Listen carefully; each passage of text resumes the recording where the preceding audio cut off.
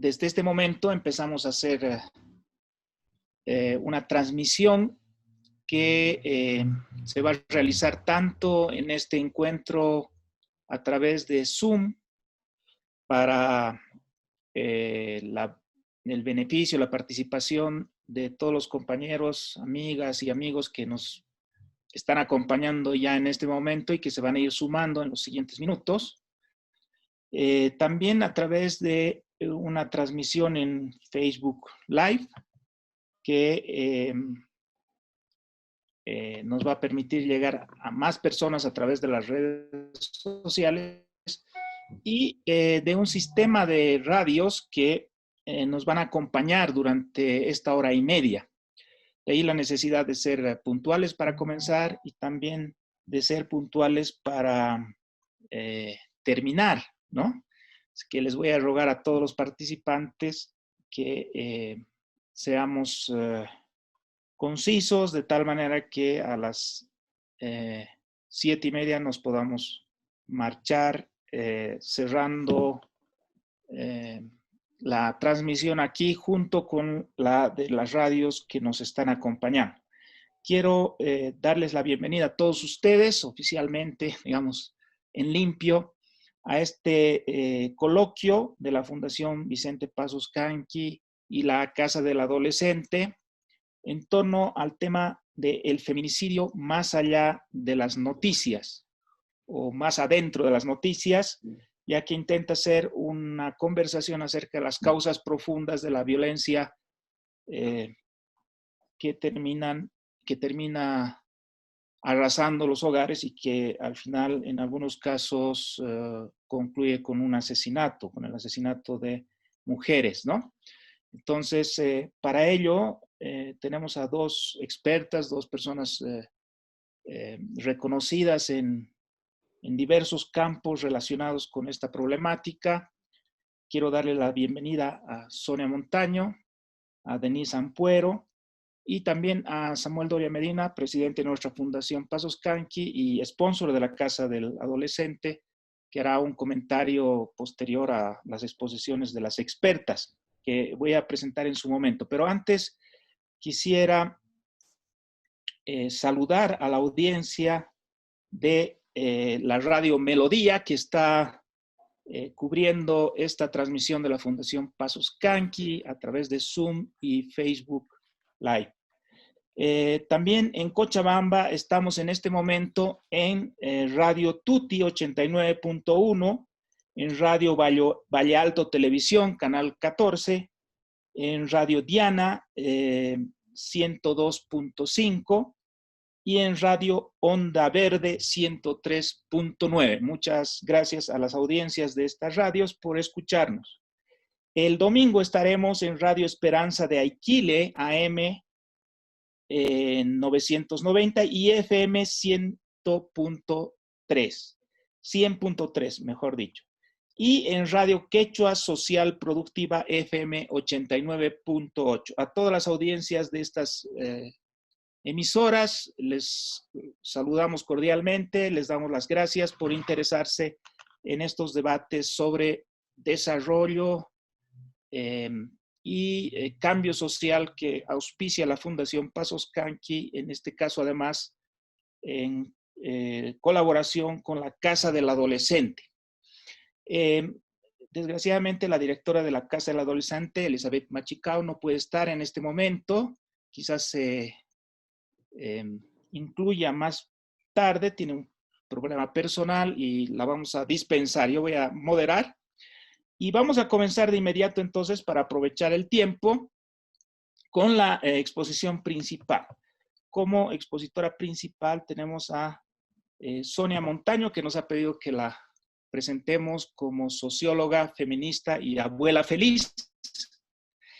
Y le vamos a dar 20 minutos, máximo 25, Sonia, para que nos des tu mirada y una mirada introductoria a esta cuestión tan grave del feminicidio y sus causas. Adelante, Sonia, por favor. Bueno, muchas gracias, Fernando. En primer lugar, agradecer la invitación de la Casa del Adolescente y la Fundación Pasoscanqui. Es un gusto estar acompañada de Samuel, Denise y tu persona. Ojalá que Elizabeth no tenga ningún problema serio y se pueda juntar con nosotros lo más pronto posible. Siempre este tipo de iniciativas tienen que ser ponderadas y vistas como algo muy valioso, dada la gravedad del tema que estamos tratando. Creo que trágicamente, en medio de la pandemia del COVID, resulta por lo menos más fácil entender de qué estamos hablando. La violencia contra las mujeres y el feminicidio en particular fueron caracterizadas por el secretario general de Naciones Unidas, cuando el secretario era Kofi Annan, como una pandemia, porque efectivamente es un mal que afectaba prácticamente transnacionalmente y que resultaba a la luz de todas las investigaciones que se habían hecho a nivel mundial, desde distintas perspectivas, como problema de derechos humanos, como problema de salud pública, como problema de pobreza, como problema de machismo, un problema sociocultural, en fin, antes de que los temas de la violencia contra la mujer adquieran la magnitud y la gravedad que tienen en este momento, como lo exhibe también en nuestro país, se pensaba y se invirtió mucho tiempo, por ejemplo, en averiguar cuál era el perfil del maltratador. Y entonces cuando se hicieron ese tipo de estudios sobre el perfil socioeconómico de los maltratadores, se descubrió que mataban los buenos y los malos, los ricos y los pobres, los militares y los curas. Es decir, los perpetradores del feminicidio estaban formando parte de una amplia gama de personalidades de distintos estratos socioeconómicos, inclusive en un estudio que me tocó participar justamente durante el trabajo en Naciones Unidas, se suponía que había sociedades en las que esto no ocurría. Por ejemplo, en Cuba y en algunos países árabes en aquella época, como no había información, se pensaba que no había violencia, y como no había violencia, no había muerte de mujeres por el hecho de ser mujeres. Afortunadamente, gracias a las luchas de las mujeres, y ustedes han visto que la lucha contra el feminicidio, el movimiento Ni Una Más, ha ganado las calles, y en muchos países, afortunadamente en el nuestro no, pero en muchos países las mujeres han convertido a la muerte de mujeres en un hecho político, en un hecho que merece no solamente la atención a través de leyes y de políticas, sino que tiene que empezar a mostrar resultados verdaderos de reducción de la pobreza. Y en ese sentido, cuando se habla de pandemia, se está hablando que efectivamente es un mal que afecta transnacionalmente, que no reconoce edades. Quizás el virus es machista en este caso, porque las víctimas del feminicidio y de la violencia contra las mujeres son ellas, ¿no? Y todas las informaciones nos muestran algo muy particular de este tipo de crimen, porque vistas las estadísticas, y yo sé que Samuel nos va a comentar con algunos datos muy particulares, pero de manera general, si uno ve las estadísticas, mueren más hombres que mujeres en general, ¿no? Mueren más hombres, matan más hombres que mujeres, pero la muerte de mujeres por parte de varones, con quienes además podemos reconocer por lo menos dos tipos de feminicidio. El feminicidio, que en algún sentido fue como la traducción feminista de los temas de genocidio, cuando las mujeres eran matadas por los adversarios políticos, como ocurrió en Ruanda o en Bosnia o en los países en conflicto, donde de alguna manera se mataba mujeres para dañar al hombre, al adversario o al enemigo en la guerra. Eso luego se fue evolucionando. Estoy haciendo una versión corta de lo que es una larga trayectoria de debate en los derechos humanos, ya se convirtió en una reflexión de el feminicidio como la muerte y el asesinato de mujeres por ser mujeres. Vale decir, eso del por ser mujeres significa porque hay una relación de poder entre el perpetrador del crimen y la víctima del crimen que la hace proclive a ser objeto de un asesinato que, sobre todo en México, a partir de lo que ha sido la experiencia de Juárez, que fue una sentencia muy importante de la Corte Interamericana de Calco Algodonero, que muestra cómo en un momento del desarrollo de las distintas formas y expresiones de violencia empieza a surgir una forma de crimen que se concentra en las mujeres, que se caracteriza fuertemente por el ensañamiento.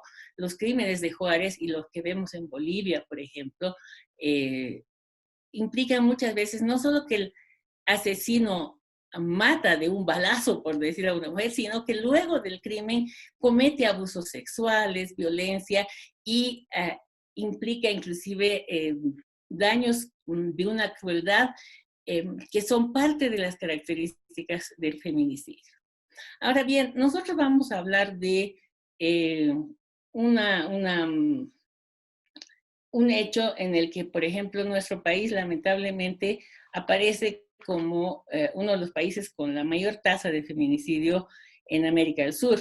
La muerte de mujeres en Bolivia se compara con la muerte de mujeres en El Salvador, que es un país que hace poco tiempo todavía estaba en guerra, donde muchos hombres siguen armados y donde hay una cultura de violencia que se puede reconocer abiertamente como consecuencia de la guerra y de las maras y del crimen organizado, en fin. Pero en nuestro país aparentemente no habrían esas, nosotros hemos tenido dictaduras, hemos tenido otro tipo de violencia, pero uno diría, ¿qué pasa en Bolivia para que estemos replicando fenómeno de la violencia contra las mujeres traducido en el extremo final de la violencia, en la muerte de esas mujeres, cuando somos un país, somos todos buenos, pacíficos? ¿Qué ha hecho que nuestro país empecemos a enfrentar este tipo de situación? Entonces,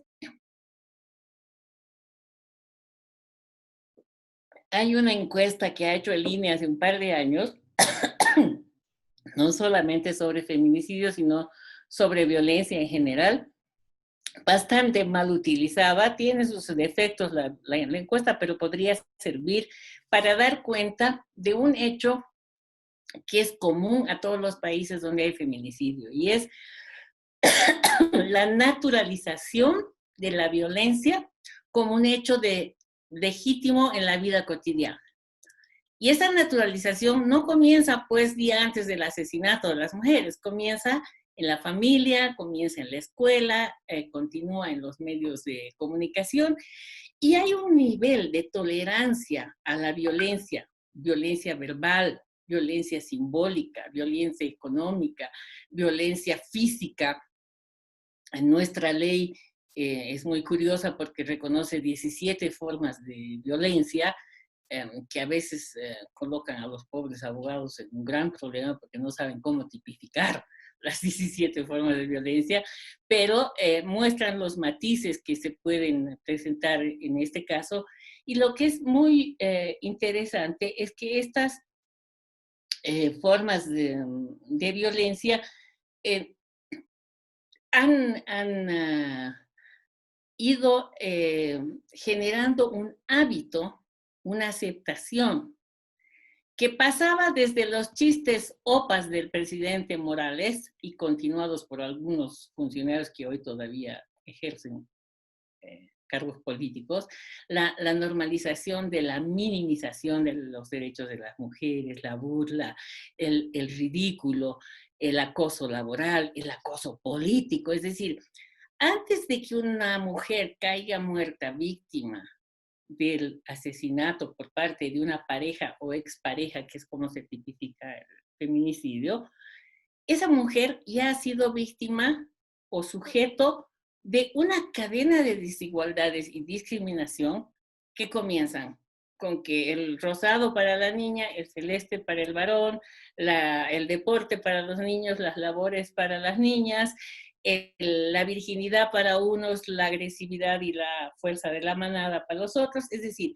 hay una serie de hechos educativos, sociológicos, simbólicos, laborales, la brecha salarial, la doble o triple jornada, la responsabilidad que hoy en el caso de COVID, por ejemplo, estamos viendo con claridad que las que cuidan, el mandato social de cuidar, esa mentalidad mariana, digamos, que se reconoce como que todas las mujeres algo de vírgenes tenemos o de madrecitas de la caridad para cuidar. Y cuando ocurre algo como está ocurriendo con la pandemia, claramente ninguna mujer va a sacar una factura para cuidar ni a su hijo, ni a su pareja, ni a su vecino. Entonces, hay toda esta dimensión que ya en épocas normales tiene una dimensión económica, social, que muestra una gran injusticia, que es mujeres estudian, el Estado invierte en su educación y sin embargo esas mujeres no consiguen buenos trabajos, tienen que priorizar la atención a los hijos,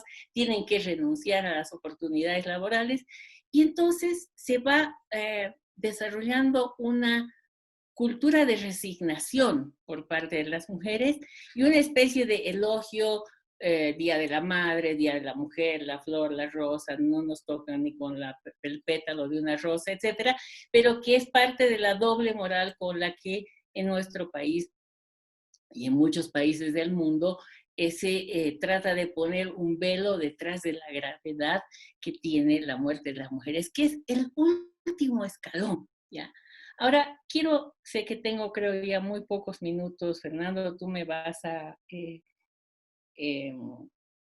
alertar, es que yo creo que hay un conjunto de temas pendientes. Hay un gran tema en la lucha contra el feminicidio que tiene que ver con la reforma judicial, la corrupción y todas las innumerables denuncias que hay sobre lo prácticamente difícil que es denunciar un caso y que ese caso termine sancionado. Aquí la mayoría de los casos no están sancionados, predomina la impunidad y entonces se comienza a victimizar a los perpetradores, porque hay muchas personas, lamentablemente ahorita a la cabeza no tengo el dato, que están detenidas.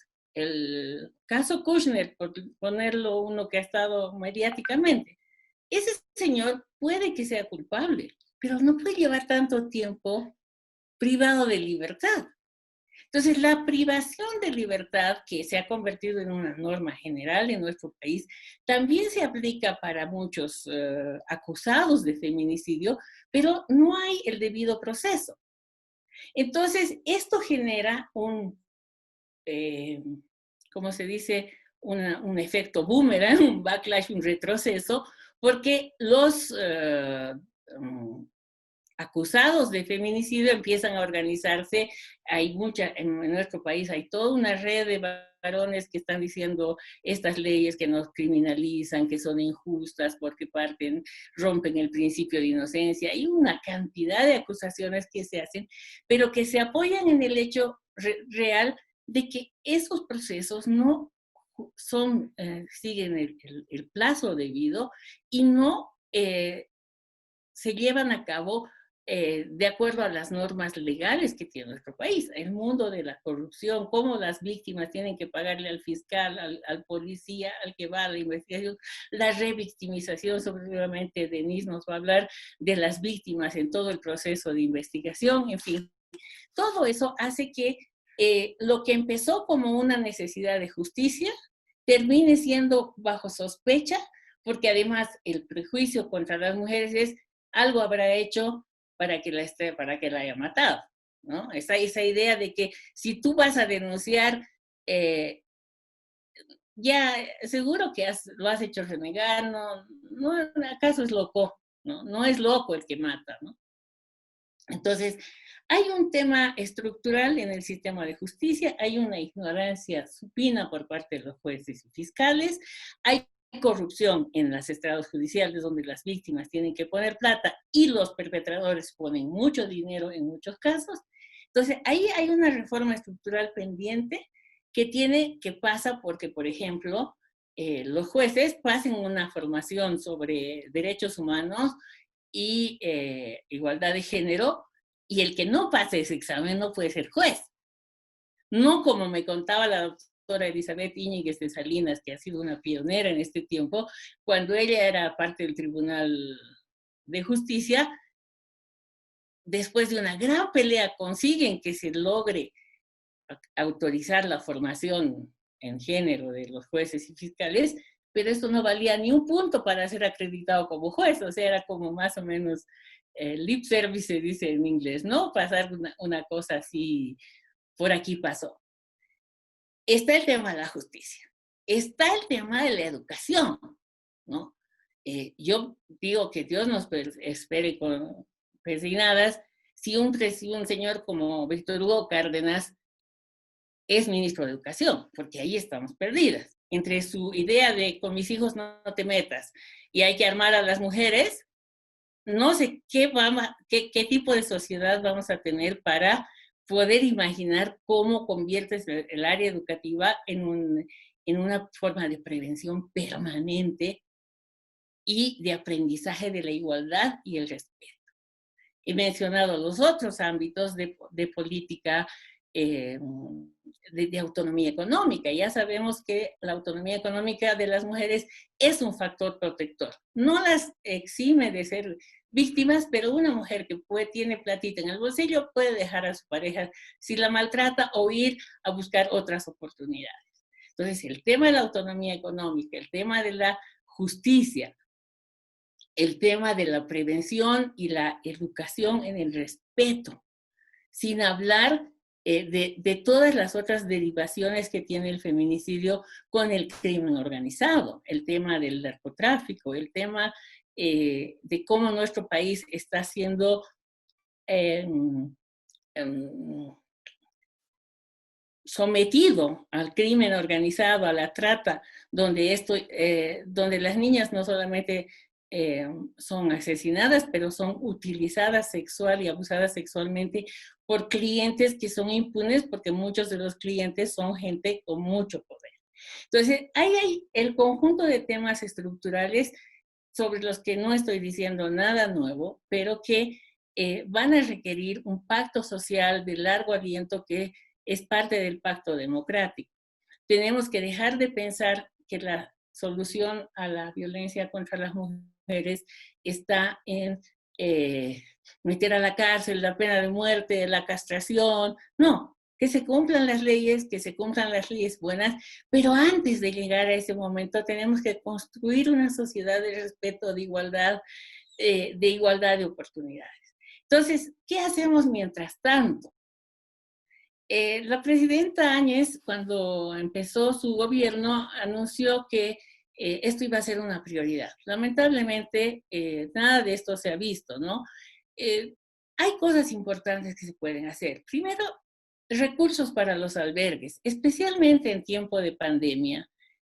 Muchas mujeres están durmiendo con el enemigo, como se dice literalmente, porque no todos los hombres son violentos, pero cuando una pareja tiene que convivir en un estado de violencia y la mujer no tiene la forma, cuando tú llamas al teléfono de emergencias no te contesta nadie, están sumamente ocupados y no aparece como una prioridad. Entonces el tema de los albergues, la Alcaldía de La Paz tiene un recinto donde se puede ir, pero que es claramente insuficiente, ¿no? Entonces, el tema de cómo tener, por lo menos en la FELCC, no podemos seguir pensando que la FELCC combina en sus funciones la lucha contra la violencia, la lucha contra el narcotráfico, una cantidad, como si esto fuera una rayita más en el tigre, cuando en realidad necesitamos policías y fiscales especializados en el tema que sean capaces a la primera denuncia de recoger esas familias, esas mujeres, o en su defecto, no sé, ¿a quién se le ha ocurrido hace poco, por ejemplo, que se les ponga a los COVID pulseras electrónicas, ¿no? En otros países se usa, ¿te acuerdas, Denise, que nos hemos reído mucho de eso? Las pulseras electrónicas se han usado en España, por ejemplo, para los varones acusados de violencia que están obligados a estar a 10 kilómetros o a 10 cuadras, ya no sé cuánto, de la residencia donde podrían cometer el crimen, y mientras tanto se protege a la familia, a los niños, a toda las posibles víctimas de esta agresión. Entonces, hay cosas del corto plazo, que es ofrecer espacios de seguridad para las mujeres y sus hijos, ofrecer soluciones alternativas económicas para que las mujeres que están denunciando violencia y que muchas veces se retractan y concilian con su pareja porque si no se quedan sin un ingreso, ¿no? Quiero, entre paréntesis, señalar que aunque no ha sido pensado así, el ingreso universal que ha decretado el gobierno actual hace, sin querer queriendo, una cosa muy buena para las mujeres. Lástima que es por una sola vez. Y es que una mujer que no tiene ingresos puede optar a ese beneficio, y el sentimiento de poder ir a cobrar tu cheque de 500 bolivianos, para quienes tienen y tenemos más posibilidades que eso, probablemente no significa nada. Ojalá esta medida de ingreso individual y de una mínima autonomía económica pueda ya formar parte de una propuesta estructural para el futuro, los futuros candidatos, etc. Pero entonces hay cosas que hacer que pasan por la protección inmediata, el fin de la impunidad, y realmente una campaña más fuerte de sanción social cuando, por ejemplo, los jueces liberan a los sospechosos, a los acusados de feminicidio, apoyándose en una reforma reciente que se ha hecho para la abreviación penal, pero cometiendo prevaricato, o sea, porque no tienen por qué liberar, porque liberen a los que hacen abigeato, a los que roban gallinas, pero no a los feminicidas. Entonces, claro, como hay el abuso de la prisión preventiva y hay una cierta conciencia social de que la prisión preventiva no es buena, es violatoria de los derechos, los que se están beneficiando de esa conciencia son los probables asesinos de mujeres. Ahí hay un sesgo machista en la aplicación de la ley que yo creo que es muy importante corregir, y que obviamente en este gobierno de transición no se va a poder hacer mucho, pero que por lo menos, por ejemplo, eventos como este nos empiecen a abrir la posibilidad de que esto entre en debate, porque la censura social es muy importante. Acusados de feminicidio están recuperando sus empleos con responsabilidad social, es decir, la cantidad de groserías que se están produciendo a raíz de la liberación de los detenidos acusados de feminicidio. Entonces, la solución no es liberarlos, la solución es debido proceso y hacer que los juicios sean rápidos y sean oportunos. Entonces, este es, digamos, un gran debate en el ámbito de la justicia. Y sé que estoy hablando en un terreno donde uno no sabe qué es lo más grave en nuestro país, si eso o lo que les pasa, si todos somos víctimas de la injusticia.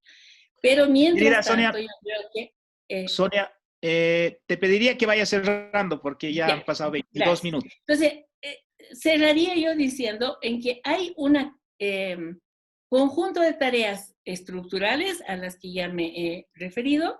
Hay tareas de corto plazo que son estas de la urgencia y de la protección de las víctimas. Y en tercer lugar, quizás una mayor fiscalización, no solo de la Asamblea Legislativa, sino de la sociedad civil. Los países que han logrado avanzar han logrado observatorios constituidos por la sociedad civil diversa para hacer seguimiento de los casos, como de hecho ocurre en el caso de Tarija, donde la red de violencia contra las mujeres hace un trabajo extraordinario a pesar de los pocos recursos con los que... Muchísimas gracias, Sonia. Muy interesante. Ahora vamos a pasar a la segunda exposición. Con Denise, por favor, un momentito aquí tengo. Denise Ampuero nos acompañará ahora. Ella es psicoterapeuta cognitiva comportamental y tiene 19 años de experiencia en el abordaje psicológico de la violencia hacia las mujeres. Por favor, 20 minutos, Denise, para tu intervención. Adelante. Estás con el micrófono apagado, Denise. Okay. Ahora sí. Inicialmente quiero agradecer la oportunidad, especialmente porque yo vengo de una escuela de la que, o sea, formo parte de la escuela del CIDEM, del Centro de Información y Desarrollo de la Mujer, y Sonia es la fundadora, y yo no tengo el gusto de conocerla personalmente, pero estoy súper orgullosa y me siento muy contenta de que hoy pueda compartir con ella y conocerla en este espacio. Bueno, mi profesión me ha permitido durante todos estos años el tener el contacto directo tanto con familiares como con las mujeres que están sufriendo violencia o han sufrido violencia. La violencia que se está viviendo hoy en día no tiene precedentes y lo estamos viendo con los números que tenemos hoy en día en la cuarentena con respecto a, a los feminicidios. Pero a mí me gustaría que inicialmente veamos que el problema del feminicidio se centra en un tema de que es una muerte ya anunciada. ¿Por qué? Porque es una mujer que ya ha sufrido violencia. No, muy pocas veces vamos a encontrar, especialmente hablando del feminicidio íntimo, muy pocas veces vamos a encontrar una mujer que de repente ha sido asesinada sin el antecedente de que hayan habido celos, haya habido violencia física, violencia psicológica, haya habido prohibiciones y los temas económicos también que están ahí dando vueltas en la violencia. Entonces, como es una muerte anunciada, porque ya ha habido antecedentes, tenemos que entender que nos ha costado un mundo a las mujeres que la sociedad entienda que no es un crimen pasional y que no es por emoción violenta, que es lo que hemos venido luchándola hasta que en un momento determinado se le puede poner el nombre en Bolivia y tiene como antecedente el asesinato de Anali Huaycho, que es con los periodistas que empieza a potenciar este término que es el feminicidio. El feminicidio en Bolivia apenas se ha empezado a reconocer, pero hoy a mí me toca hablar de lo que queda después de un feminicidio. Inicialmente me ha tocado atender a mujeres sobrevivientes de feminicidio y las consecuencias son devastadoras en su salud, no solamente mental, también física y sexual. La reconstrucción es muy larga porque casi siempre hay abuso sexual. Y el abuso sexual es casi como morir porque te roban el cuerpo y encima intentan asesinarte. Definitivamente lo que dice Sonia es una realidad. A veces pensamos que el feminicidio se da en los estratos sociales más humildes, sin embargo está en todo lado. A mí me toca atender a mujeres profesionales que vienen de, entre comillas, una formación, una educación y familias que impulsan la autoestima y demás. Aún así hay mucho intento de asesinato a las mujeres. Nos cuesta tanto hablar del tema. Justamente he empezado a atender a principios del año pasado a una persona, a una muchacha que su enamorado la quería asesinar porque no quería que tenga el bebé y porque ella estaba embarazada.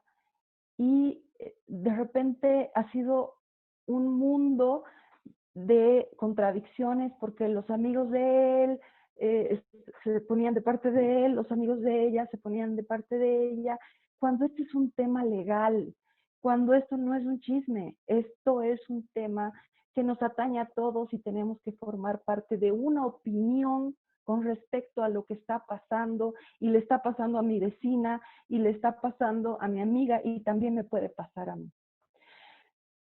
El tema del peregrinaje que tiene que pasar una mujer después de haber sido intentada o violentada para asesinarla es tremendo. La mayoría de mis pacientes les cuesta mucho ir a denunciar porque están en shock y ese shock no les permite decir todo lo que quieren decir. Tienen mucho miedo, no pueden dormir, tienen mucho estrés postraumático. También he encontrado personas que han llegado a tener problemas incluso de romper con la realidad, es decir, síntomas psicóticos a raíz de un intento de asesinato por parte de su pareja.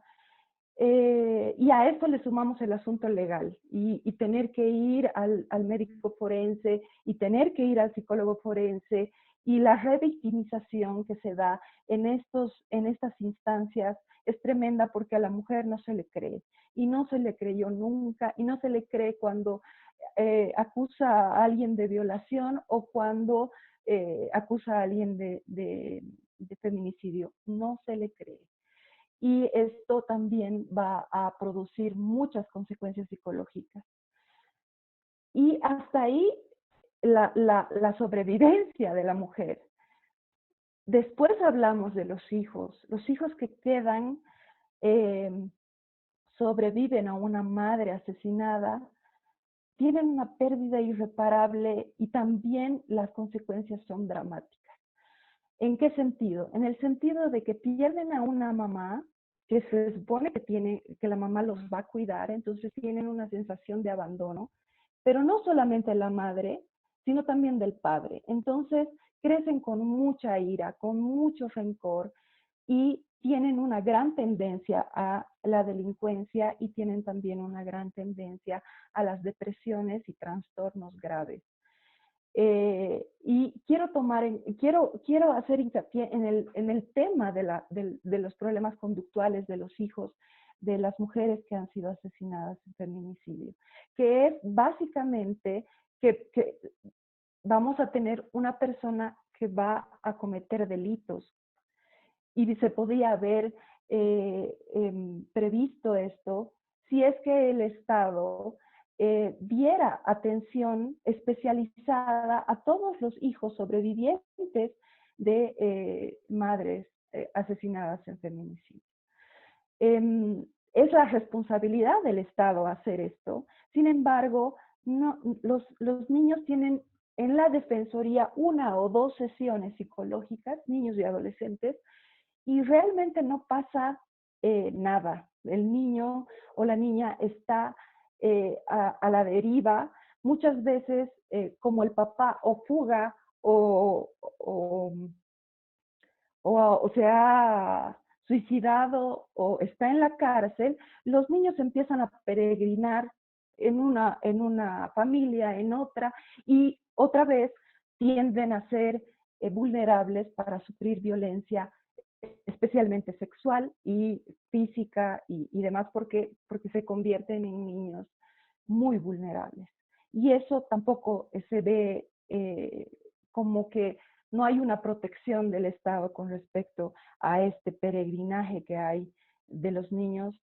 Muchas de las madres, es decir, las abuelas, las madres de la mujer que ha sido asesinada, además de tener que sobrellevar la pérdida de su hija y sobrellevar la educación de niños que ya no tienen ni papá ni mamá, no tienen dinero porque son abuelas, entonces tienen menos menos recursos para el trabajo y demás. Y aparte de eso, tienen que lidiar con el asunto legal y pagar un abogado que muchas veces ya no es posible continuar con el asunto legal. Entonces, la consecuencia no solamente le llega a los hijos, también le llegan a los padres que tienen que ir por todo lado en busca de ayuda, en busca de abogado, en busca de justicia. Y así es que el feminicidio se convierte no solamente en la pérdida de esta mujer que murió, sino también estamos perdiendo a esos hijos que van detrás, a esos adolescentes, y también estamos afectando a esta madre, a esta abuela, a este padre que tiene que ir y pasear por todo lado para que se haga justicia. Y también entran los hermanos, y se hace una historia familiar de una tragedia tan fuerte que es el feminicidio, y que va a repercutir en todas las instancias. Y cuando hablo de todas las instancias, también estoy hablando de que los niños tienden a tener problemas, por ejemplo, de lenguaje, no terminan el colegio, pueden ser muy violentos con sus parejas o al contrario, volverse muy vulnerables. Todo lo van a ver amenazante, por lo tanto, lo más frecuente es que van a tener ansiedad, y esa ansiedad te puede llevar a diabetes, te puede llevar a fibromialgia y demás. Y eso por un lado, ¿no? Porque también hay temas físicos de no poder crecer, los chicos tienden a no alimentarse, tienden a no dormir bien, a tener pesadillas. Entonces es un mundo muy grande el que vemos con respecto a las consecuencias. Y por eso es que a mí me toca básicamente abogar o hablar por estas familias que pasan esto, y porque se dé atención psicológica y que se pueda prevenir las pérdidas también de las vidas productivas de los hijos que están sufriendo en este momento las pérdidas de las mamás, ¿no? Entonces, por un lado está esta petición, y por otro lado también está el que tengamos en cuenta de que la voluntad política que vivimos hoy en día está muy a nivel del discurso, y esa voluntad política no alcanza todo lo que tiene que alcanzar, porque las dimensiones a las que afecta el feminicidio son muy grandes, y necesitamos que esto se visibilice desde otro punto de vista, no solamente desde el discurso, sino desde la acción, y desde, como decía Sonia, desde que tengamos mucho más ingreso económico con respecto a proyectos que tienen que ver con la violencia hacia las mujeres, pero sobre todo de que se revisen las leyes. Con mucha pompa se hacen muchos cambios de las leyes, pero no pasa nada, y si antes teníamos una ley que estaba funcionando más o menos, ahora tenemos una ley que está funcionando mucho menos que antes. Y eso implica que la gente no quiere denunciar. Y las mujeres no van a salir a denunciar porque, ¿para qué? Si la ley no me ampara, si no me creen, si me revictimizan en el momento en el que yo voy a denunciar, después de haber sufrido cualquier tipo de violencia, encima me van a cuestionar. Entonces, lo que estamos haciendo a través de esa voluntad política es alimentar cada vez más la impunidad del feminicidio y de la violencia hacia las mujeres, y que al final de cuentas no haya justicia para las mujeres. Eso es. Muchísimas gracias, Denise. Muy conmovedor, muy impactante lo que has dicho. Vamos a añadir ahora otra perspectiva, una perspectiva desde las políticas públicas. Para eso está aquí con nosotros Samuel Doria Medina. Le doy la bienvenida y la palabra. Adelante, Samuel. Gracias, Fernando. Un saludo a Sonia y a Denise y a todas las personas que nos están siguiendo. Lo que yo voy a compartir con ustedes es una serie de datos, informaciones y poder llegar a una conclusión de qué podemos hacer, qué políticas públicas son necesarias para poder atacar este problema y para que nuestro país no tenga el terrible rótulo de ser el país de Sudamérica con más feminicidios. Entonces, comentarles de que primero Bolivia solamente es superado en Latinoamérica por El Salvador y por Honduras en la mayor tasa de asesinatos de mujeres por cuestiones de género o feminicidios. Es increíble, pero las cifras nos muestran que en los últimos 7 años, desde abril de 2013 hasta diciembre de 2019, 664 mujeres han sido víctimas de feminicidio en Bolivia. Y así como preocupa esta elevada tasa que nos pone en ese nivel de más alto de Sudamérica y tercero en Latinoamérica, hay otro problema que escandaliza, otras cifras que escandalizan, que son las tasas de impunidad. De los 117 casos de feminicidio que se han registrado en el año 2019, solamente 22 tienen sentencia condenatoria por procedimientos abreviados. O sea, solamente 1 de cada 5 casos recibe una sentencia. 10 se han extinguido por la muerte del agresor y otros 10 terminaron en una acusación formal. Los demás, es decir, la mayoría, poco más del 60% de los casos, siguen en investigación medio año o más desde que se cometió el delito. Eso nos muestra que las mujeres y sus familias en Bolivia son víctimas de doble violencia. La violencia física o psicológica y la violencia que ejerce el Estado cuando no garantiza justicia. Tenemos, como en muchos otros casos, el problema en nuestro país, que hay muchas leyes, pero que no se cumplen. Este año 2020, si vemos los datos durante la cuarentena, las cifras son más preocupantes. Del 1 de mayo al 29 de mayo han habido 47 feminicidios. El peor lugar es lastimosamente La Paz, donde se han dado 14 casos. Después le sigue Santa Cruz con 9 casos y Cochabamba con 6. Es decir, del total de los casos en esos 3 departamentos, ha habido 29 casos de 47, lo que representa un 62% de los feminicidios.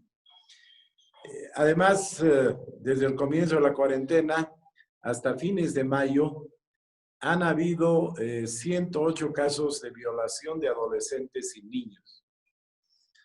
Todos estos datos creo que claramente ponen en evidencia la magnitud del problema y pese a que tenemos leyes, que tenemos políticas cada vez más fuertes, no se está deteniendo el problema del feminicidio en nuestro país. Lo cual nos muestra claramente que el problema no son las leyes. Se dice también que somos el país que tiene la mejor ley contra el contrabando, pero el contrabando sigue campeando y sigue creciendo. Entonces, creo que un primer punto que nos muestran las cifras en ascenso es que el problema del feminicidio obedece a causas estructurales y que las políticas que se han adoptado hasta ahora ni siquiera han hecho mella del feminicidio. ¿Por qué? Creo que es muy importante que que sepamos más del feminicidio, sus causas, sus factores coadyuvantes, la forma en que las sanciones afectan a los potenciales agresores, la razón de que la familia, la comunidad y el Estado no hace caso a las señales de alerta que generalmente se producen antes de un asesinato.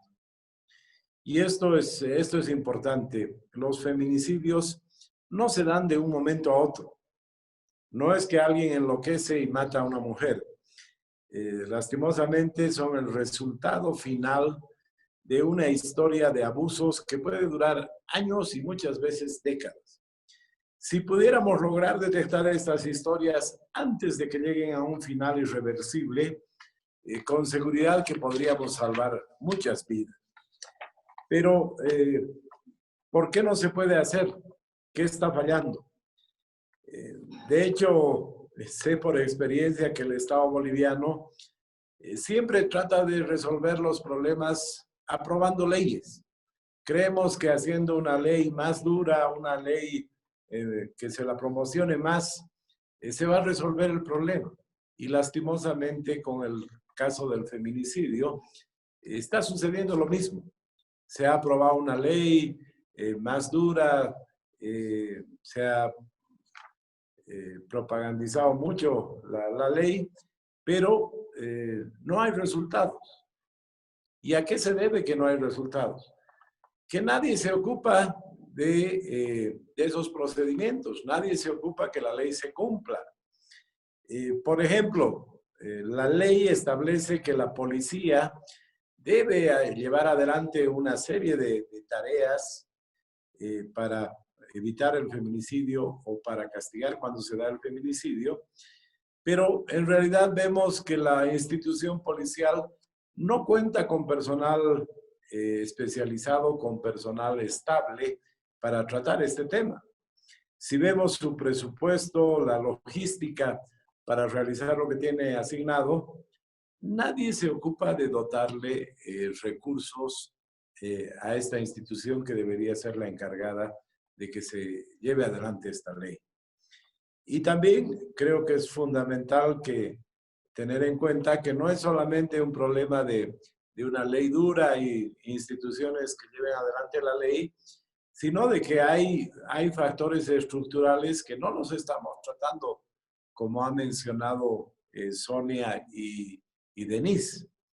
Hay factores estructurales que tienen que ver con el machismo cultural, la falta de educación, como han mencionado ellas, y el alcoholismo.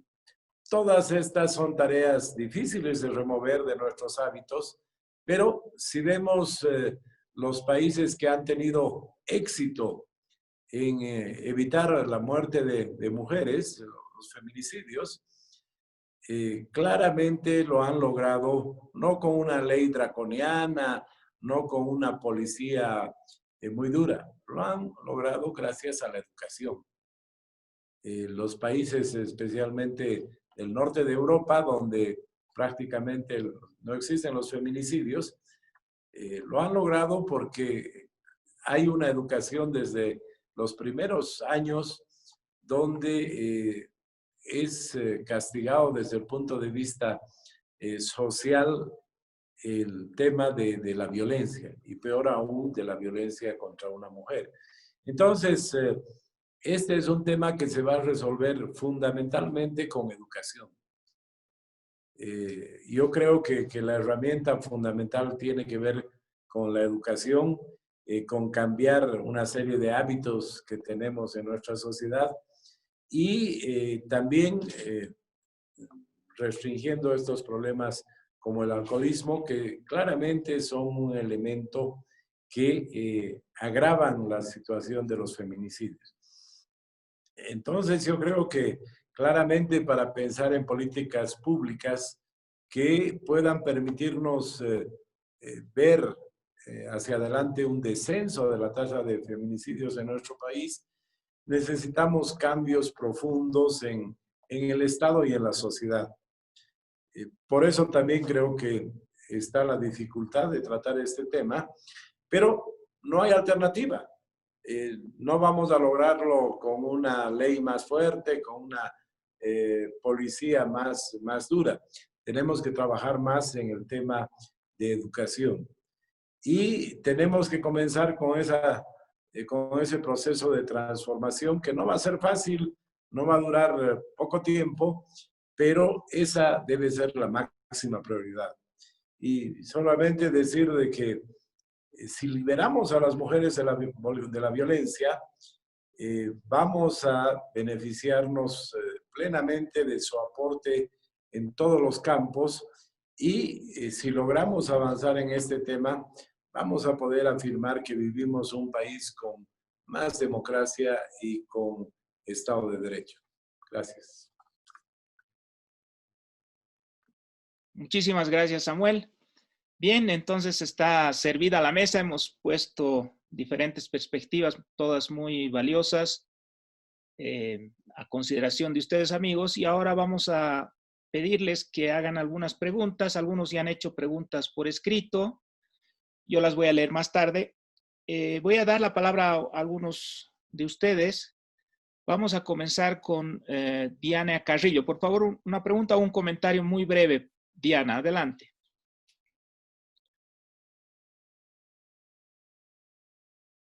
Adelante, Diana.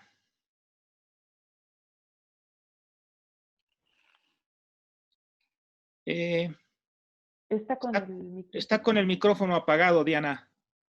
Si lo puede habilitar, excelente. Adelante, por favor.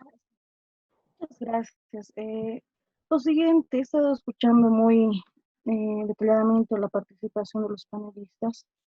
La persona quien les habla es abogada de profesión y para poder hablar de términos, textos o situaciones, yo pienso que hay que informar de manera adecuada y correcta.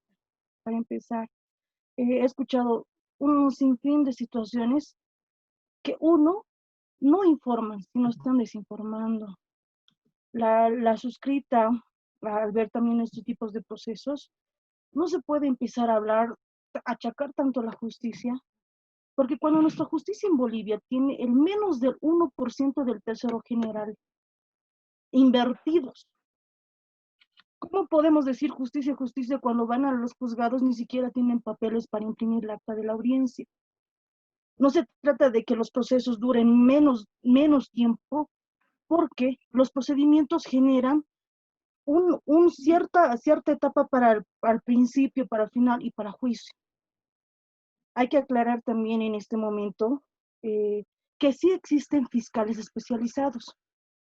Y la FELC-CB no es una mistura como señalaron. Existe la FELC-CB, ya está implementada hace varios años ya. Misma que luchan. Pero lamentablemente, hay que ser bien sinceros, no existe el presupuesto tampoco para ellos. Ellos tienen que sacar de sus recursos para ir a hacer la toma de alguna muestra o llevar no existe a veces ni siquiera el combustible para poder auxiliar a la víctima. Es lamentable la situación que se vive en relación a estos procesos, lo es. Pero también se tiene que tomar en cuenta todos los parámetros que es procedimiento y hablarlas de manera adecuada.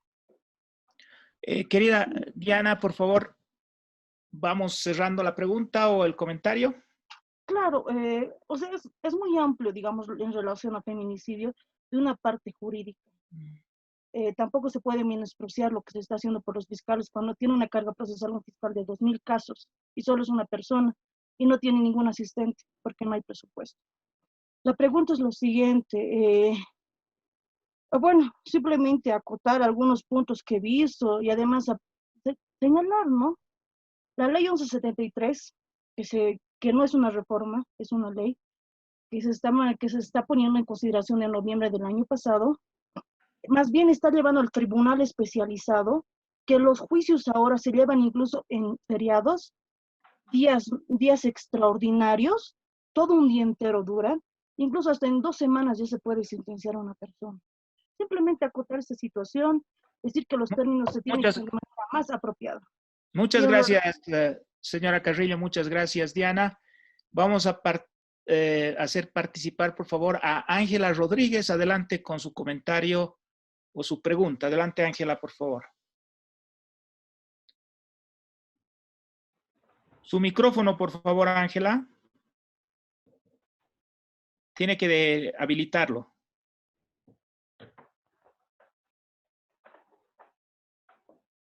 Está a la izquierda de su pantalla, por favor, en la parte inferior. Bueno, no logramos comunicarnos con Ángela. Vamos a pasar, por favor, a la palabra a Cristina Pareja. Adelante, Cristina.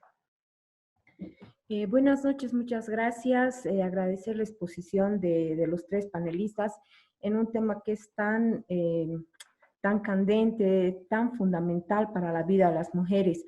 Yo solamente un comentario muy breve y una pregunta, que mi pregunta era la principal, pero ante el comentario de la persona que me ha precedido, evidentemente todos sabemos de los déficits que puede tener la justicia en nuestro país. Sin embargo, creo que los procedimientos que se realizan y lo que está simplemente a mano poder hacerlo, no lo hacemos. Una mujer golpeada tiene que, en el caso de La Paz, por ejemplo, tiene que ir primero al IDIF, del IDIF primero tiene que ir a sentar su denuncia en la FELCB, tiene que ir al IDIF, del IDIF tiene que volver a la FELCB a presentar y esperar hasta el día siguiente para que el fiscal pueda atender. Entonces, como ese, hay miles de ejemplos que realmente atentan contra el derecho de la mujer de pedir justicia. Pero mi pregunta básicamente era, quizás para Denise, porque es psicólogo, también para Sonia, Samuel, ¿qué pasa con la vida de esos hombres que llegan al feminicidio? ¿Qué constituye? Porque no es un camino simplemente de matar a tu pareja, a tu compañera. ¿Qué ha podido ocurrir antes? ¿Qué vida se ha quebrado para poder llegar a esos? ¿Qué condiciones? ¿De dónde podríamos nosotros empezar a trabajar, a atacar este tipo de extremo que es matar a tu pareja? Gracias. Muchísimas gracias. Voy a pasar la palabra a Marcela Molina, por favor. Adelante. Muy buenas noches. Muy complacida de participar en este conversatorio con personalidades como Sonia Montaño, Denise Ampuero y el señor Samuel Doria Medina. Yo quería comentar muy brevemente que hace 2-3 años atrás hicimos un estudio en la Universidad Mayor de San Andrés. Soy trabajadora social, docente de la carrera de trabajo social. Hicimos una investigación sobre la situación de los hijos víctimas de mujeres de feminicidio. Y fue lamentable realmente ver cómo después de que la madre ha sido brutalmente asesinada por su cónyuge, los hijos quedan a veces en manos de los abuelos maternos según la ley, pero sin embargo no tienen un futuro garantizado porque faltan políticas públicas. Nosotros habíamos visto cómo hay niños que lamentablemente no concluyen el colegio o la escuela, están traumados porque a veces han sido testigos de la muerte brutal que ha sufrido la madre.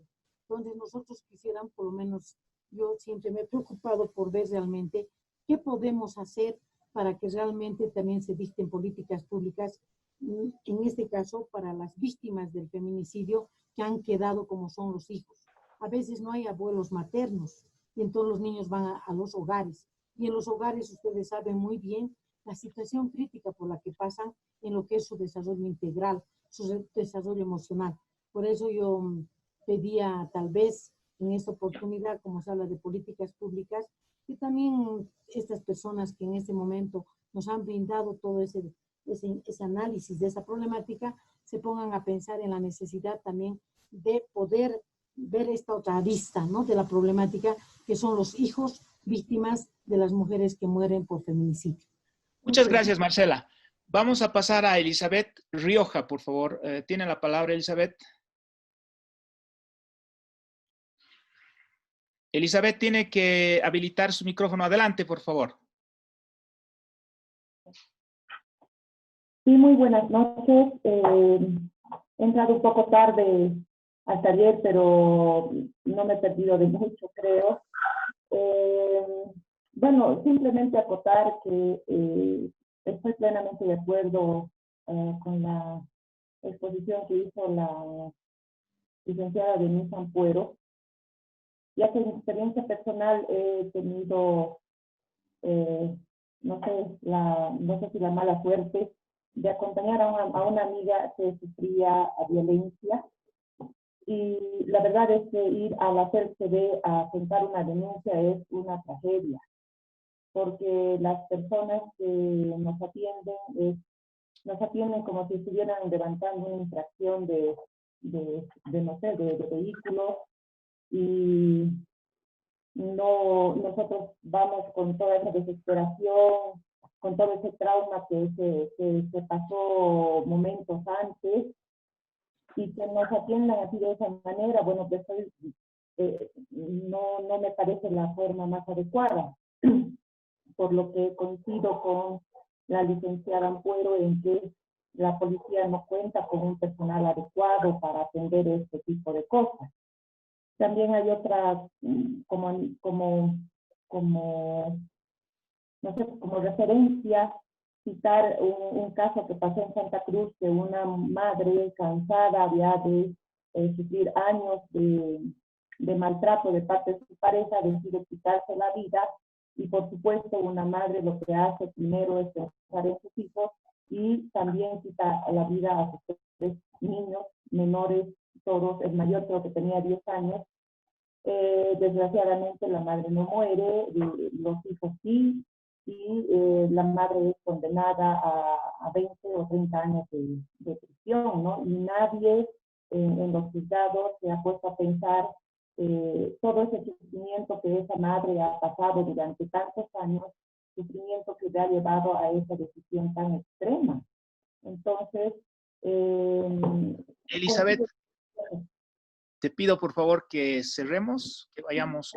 Sí, básicamente eso, ¿no? Como para acotarlo el tema. Muchas gracias, Elizabeth.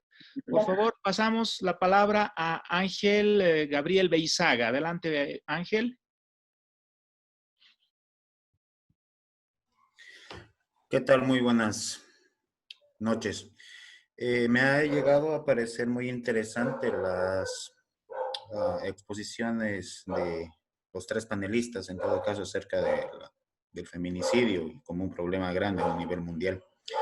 Pero tenía una cuestión que ha llegado a originar acerca de la postura de la señora Sonia Montaño, en el hecho de haber mencionado el prevaricato como una de las malas funciones de los jueces acerca de liberar a personas que se encuentran con la atribución delincuencial del feminicidio. Y obviamente tener esta postura va más allá o va en contra de derechos fundamentales que son constitucionales, la presunción de inocencia, el debido proceso para personas imputadas o atribuidas a esta clase de delitos. Ahora, desde esta perspectiva, la pregunta va en cómo debería estar expresada o cómo debería expresar nuestra constitución política del Estado cuando se ejerce estos derechos fundamentales de las personas que se encuentran dentro de un proceso o investigación penal, para que no puedan ser liberados aquellas personas a las cuales se les atribuye este tipo penal. Muchas gracias. Vamos a ir cerrando, por favor. Andrea Tiao Murillo tiene la palabra. Muy buenas noches a nuestros panelistas del día de hoy, y muy buena la exposición de cada uno. Pero, no sé, tenía una consulta para la licenciada Denise Ampuero. Nos hablaba un poquito sobre la revictimización en los casos de feminicidio o intento de feminicidio en su caso, que sufren las mujeres. No sé cómo ella nos podría dar, no sé, una pauta para que esta revictimización no exista. Muchas gracias. Voy a, lamentablemente, tener que suspender la sesión de preguntas. Voy a acotar simplemente algunas preguntas por escrito. Lo lamento mucho, pero como ustedes saben, tenemos una agenda muy estricta, dada la gran cantidad de medios que nos están acompañando en este debate. El señor Manuel Contreras pregunta quisiera una reacción a un planteamiento feminista que plantea que la violencia de género, la violación y hasta el feminicidio ocurren simplemente porque los hombres pueden, entre comillas. una reacción de parte de nuestros panelistas, expositores. También la pregunta de Claudia Kenayata es, a través de su experiencia tratando el tema de la violencia hacia las mujeres, ¿cómo deberían informar los medios de comunicación los casos de violencia hacia la mujer? Lenny Contreras dice, ¿qué instituciones brindan atención a los niños y niñas que quedaron huérfanos por el feminicidio? Este es en el municipio de La Paz. Este es un tema que también han tocado nuestros las personas que han preguntado oralmente, ¿no? Bueno, dice nuestro amigo Daniel Araníbar que tenemos que entender que el feminicidio necesita una solución a largo plazo. Digamos, una generación con buena educación. ¿Cómo lograr eso si estamos con tantos problemas de emergencia en este momento en el país, ¿no? Si no es un deseo que no es posible de cumplir. ¿Qué tal, dice Carla Dalai Ledesma, respecto a los temas de prevención y reeducación en temas de nuevas masculinidades y nuevas feminidades? Esto implicaría un costo menor que sería muy útil considerando la deficiencia del sistema de justicia en estos temas. Muy bien. Desgraciadamente no tengo más tiempo tampoco. Hay una gran concurrencia. Es muy bueno para nosotros. Nos llena de alegría que hayan tantos participantes. Y ahora nos queda entonces permitirles a ustedes contestar, ¿no? Les voy a dar el desafío de hacerlo de la manera más breve posible, porque tenemos que terminar y media. Tenemos 8 minutos, 18 minutos para ustedes. Así que adelante en el orden en que han participado. Primero, Sonia, por favor, adelante.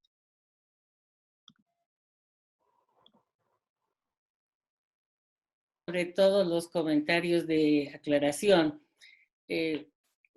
Realmente es una tarea imposible responder adecuadamente, sobre todo porque hay comentarios muy importantes. Respecto de, por ejemplo, claro, las instituciones que existen, paso a responder el tema de las fiscalías especializadas, la FELCC, la FELCB y el papel de la policía, pero en general hay, en otro momento con la misma colega podemos conversar, hay evidencia de que los organismos policiales y la fiscalía no están con la preparación adecuada, que los funcionarios que están a cargo de eso tampoco manejan y que muchas veces son asignados a tareas que no corresponden al papel de estas oficinas, estas instancias. El tema de fondo aquí es el acceso a la justicia.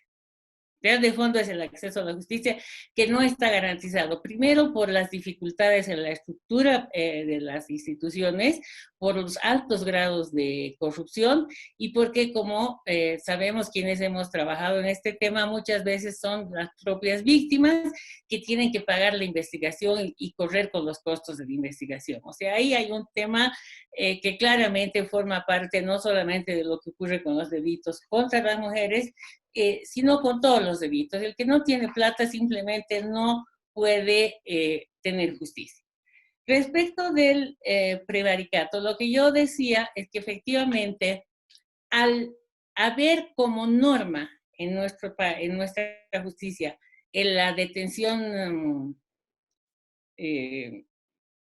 provisional, llega un momento en que los acusados de cualquier delito, y en este caso particular los acusados de feminicidio, que es un delito de gran gravedad, terminan siendo liberados, ¿no? Con el argumento de que no se están respetando sus derechos, pero luego son liberados para ser colocados de vuelta en sus funciones habituales, contribuyendo a la impunidad. Es verdad y yo estoy totalmente de acuerdo que el principio de inocencia es un principio civilizatorio fundamental.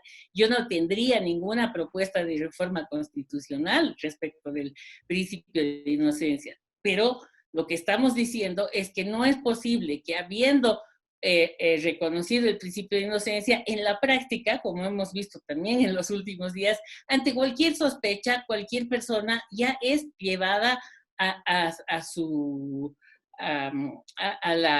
prisión, cuando en realidad esto tiene que ser una situación excepcional.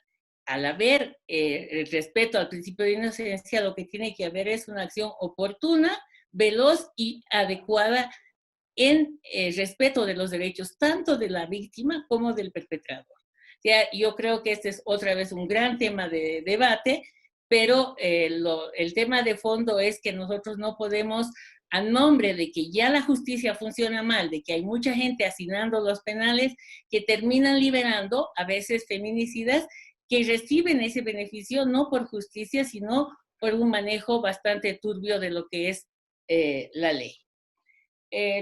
Tercera respuesta, Manuel Contreras pregunta esta idea general de que se dice que los hombres abusan porque pueden. Es una forma, creo, coloquial que muchas veces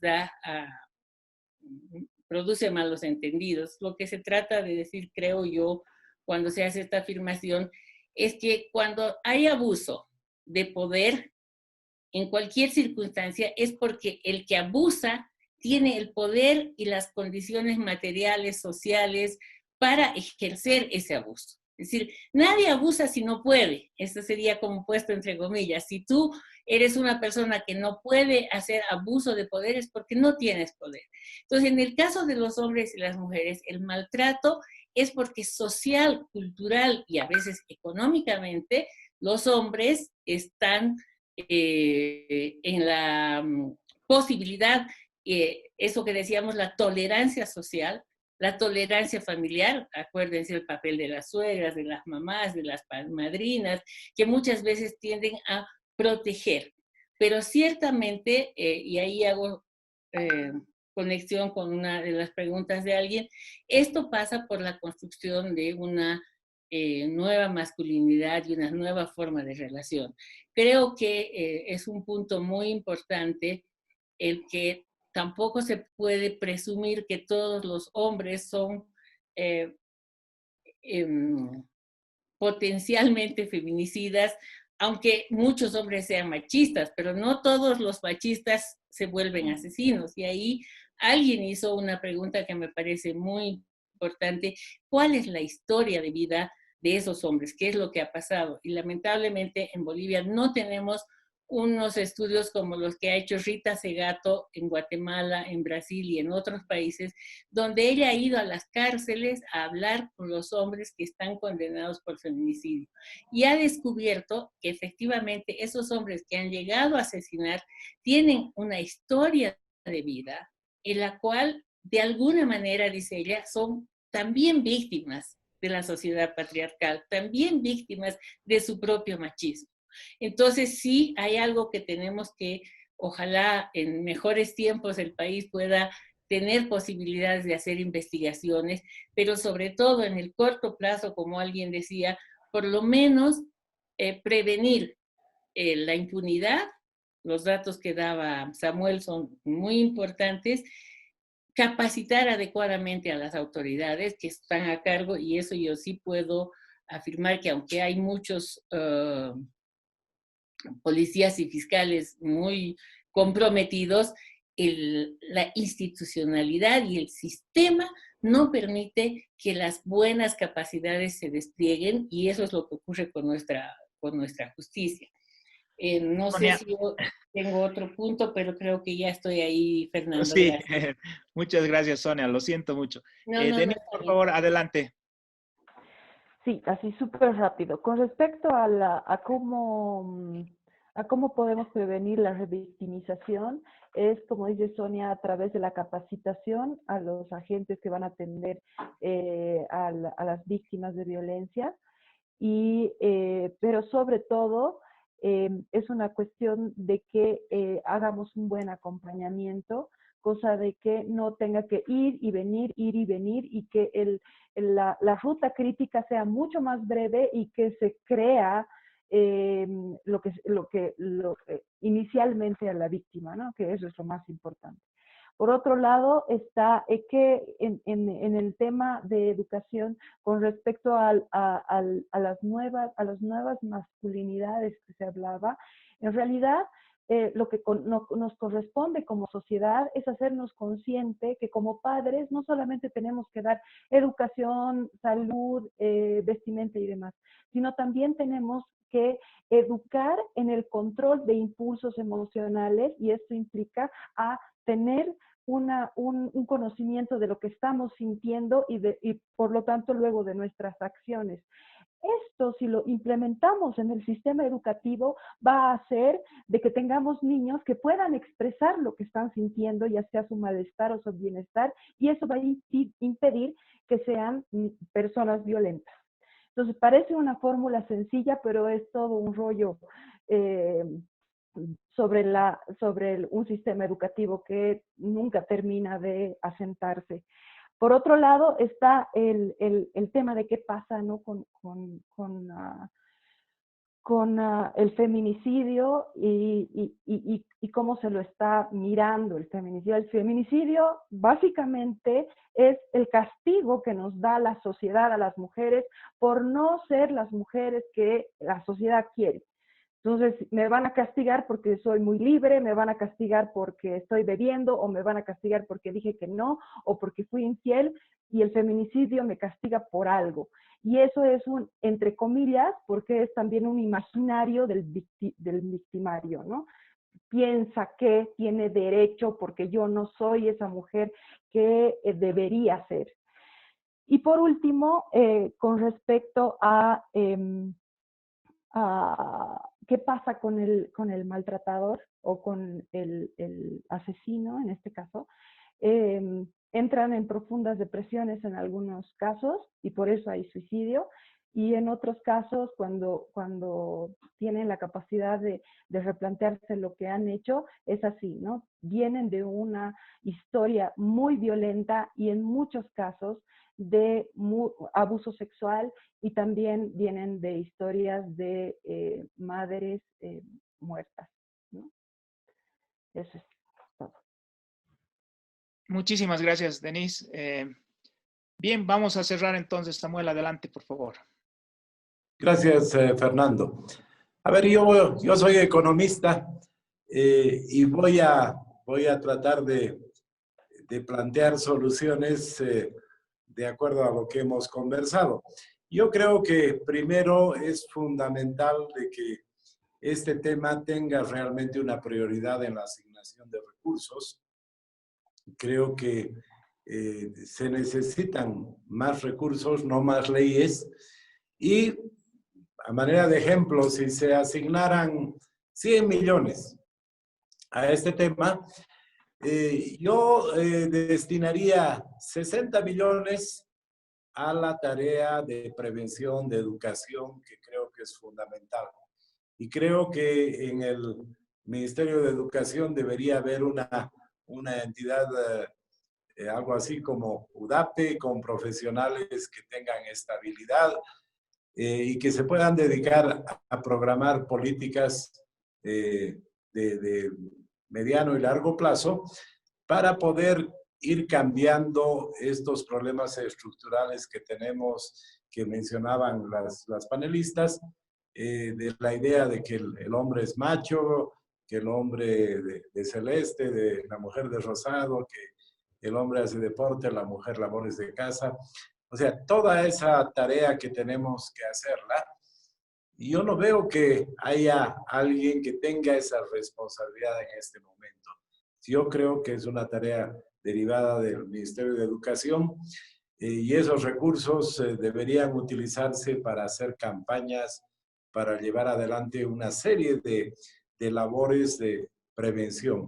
Si logramos entrar al chip de nuestros niños y nuestras niñas, de que la violencia no es un recurso aceptable, que el hombre que pega no es, que el hombre que pega a una mujer no es un macho, yo creo que vamos a ir viendo poco a poco resultados. El otro 40% yo lo destinaría a potenciar las entidades encargadas de llevar adelante las leyes.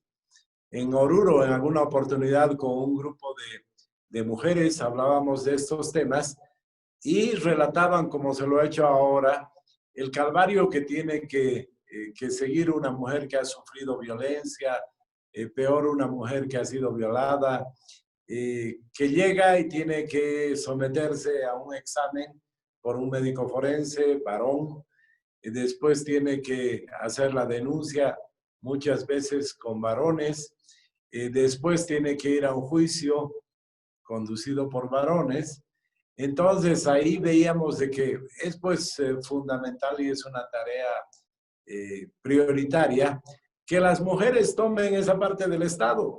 O sea, ya no puede ser más que mujeres que sufren de violencia, de violación, tengan que sufrir prácticamente un segundo vejamen relatando lo que les ha sucedido ante hombres. Entonces necesitamos más policías mujeres, necesitamos médicos forenses mujeres, necesitamos jueces, fiscales mujeres, y yo creo que es importante también destinar recursos para poder incentivar a que haya más mujeres forenses, más mujeres fiscales, jueces, de manera tal de que la atención a estos temas sea conducido fundamentalmente por mujeres, de manera tal de que no suceda lo que sucede o lo que ha venido sucediendo hasta la fecha. Entonces creo que yo asignaría esos 100 millones de esa manera, 60 a educación, a prevención, 40 a asegurarnos de dar la señal que el que mata a una mujer, el que violenta a una mujer la va a pasar muy mal el resto de sus días. Entonces creo que es muy, muy importante tener en cuenta de que se necesita potenciar las instituciones. Con más leyes no vamos a resolver, pero si tenemos programas de educación y de fortalecimiento a la policía, a la justicia en estas áreas, vamos a asegurarnos de que las cosas vayan mejor. Muchas gracias. Muchas gracias, Samuel. Una participante de este coloquio ha puesto un mensaje que quisiera que Denise o Sonia pudieran responder. Ella pone el mensaje de que necesita ayuda, de que está en problemas, que está siendo una potencial víctima de violencia. ¿Dónde puede asistir? ¿A quién puede pedir ayuda? Denise o Sonia, por favor, si nos pueden ayudar para todos los que están escuchando esta transmisión y para esta persona en particular. Adelante, Denise. Bueno, inicialmente hay una, como decía, ¿no? Hay una ruta crítica. Ahorita la instancia primera a donde se va es al SLIM en la alcaldía. En cada subalcaldía hay un servicio que va a atender a una víctima que quiere hacer la denuncia. Y a partir de esa denuncia ya se la va a remitir ya al nivel más formal de la justicia, ¿no? Pero también se puede, inicialmente debería ir a un médico para que tenga el informe forense, y con ese informe forense también poder hacer la denuncia. Ese es un poco más corto. Pero inicialmente en las subalcaldías puede encontrar una orientación. Muy bien. También le recomendamos a esta amiga y a todas las que nos están escuchando que debe alejarse de su agresor, que no debe continuar cerca del agresor para evitar justamente estas historias que hemos estado comentando aquí. Y ahora los tengo que dejar, amigos y amigas. Muchas gracias por su participación. Gracias a Sonia Montaño, a Denise Ampuero, a Samuel Doria Medina, que nos han ilustrado en esta ocasión con sus opiniones, sus análisis. Y a todos ustedes por participar, por escuchar. Quiero agradecer en particular a los organizadores de este coloquio, que son Alain Pacheco y Ángela Arias. Muchas gracias, buenas noches y hasta el próximo coloquio de la Fundación Pasos Canqui. Hasta luego.